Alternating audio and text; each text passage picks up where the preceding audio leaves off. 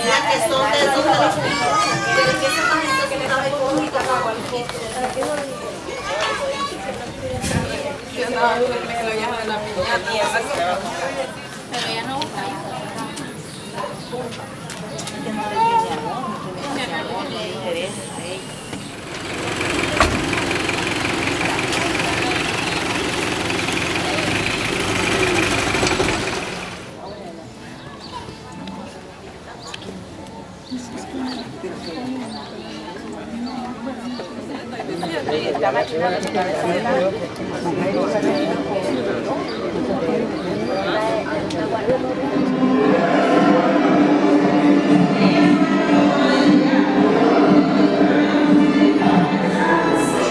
Junto a Venezuela, su independencia que lograron hace apenas algunos años, en el 2008, después de una cruenta guerra que sufrieron al igual que nosotros para lograr nuestra independencia y nuestra libertad.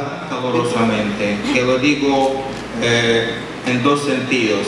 Primero por el calor físico, porque llegamos desde 12 grados bajo cero.